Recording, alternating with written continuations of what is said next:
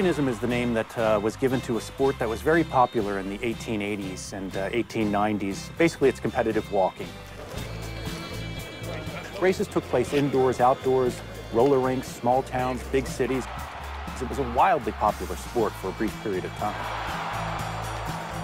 My name is Matthew Algio, and I am the author of Pedestrianism, When Watching People Walk Was America's Favorite Spectator Sport. It was kind of the grandfather of all spectator sports in the United States. The first trading cards came out in the 1880s, and they featured pedestrians. And actually, they're very valuable today. The guys who would win the most popular matches, they might win $20,000, $25,000 for 6 days' work, basically. And that today would be roughly, $500,000 or $700,000. So pedestrianism really kind of set in motion the things that have led us to this sports industrial complex that we have today.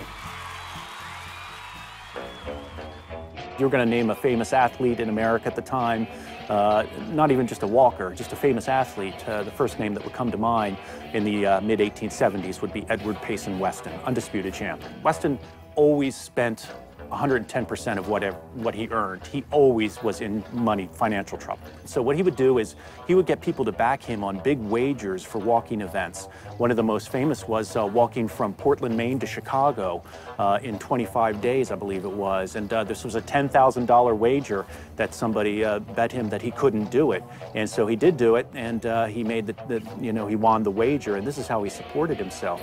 Then he decided to take his act indoors, and this was really genius on Weston's part. And this is really kind of the beginning of spectator sports in the United States. At the time, roller skating, of all things, was really popular pastime. So there were roller skating rinks popping up everywhere.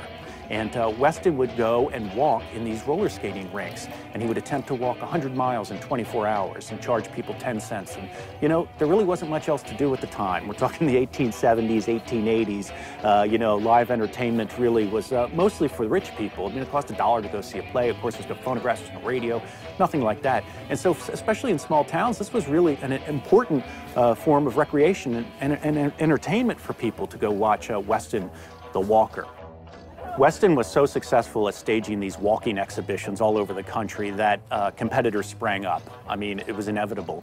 And the most famous of them was Irish immigrant from Chicago, a guy named Daniel O'Leary. And he challenged Weston to a match, to a walking match. And so eventually they met in a 5-day race in Chicago. Weston versus O'Leary for the walking championship of the world, as it was billed, and 10,000 people a night would come watch. Over the course of the week, the attendance would be, and because it was a continuous event, 24/7, you could sell tickets all day. So the cumulative attendance would be, 100,000, because you could get, over the course of a day, 20,000 people coming in.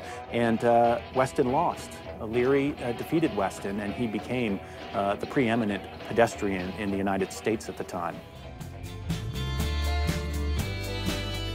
Pedestrians often had very distinctive walks, and kind of the way baseball players have distinctive batting stances, and they were known for the way they walked, and kids would imitate them on the school ground the way they walked.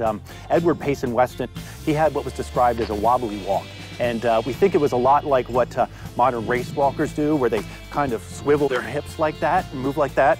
On the other hand, Daniel O'Leary, he had a more workmanlike walk. They said his arms moved like pistons, and so he would just keep his head straight down, and he just walked like this for days and days and hours. These guys were making, the equivalent of millions of dollars a year. As so often happens, however, with athletes, many of them squandered everything, and it's one of the sad parts of the story is that so many of these guys really died penniless. But they lived it up while they were making it. Incidentally, Edward Weston was killed by an automobile crossing the street in New York, which was a very sad and ironic end for Edward Weston. The obituaries tried to calculate how many miles he had walked in his life. It was estimated at his death that Weston had walked anywhere from 250 to 500,000 miles, which is basically the equivalent of walking to the moon and back.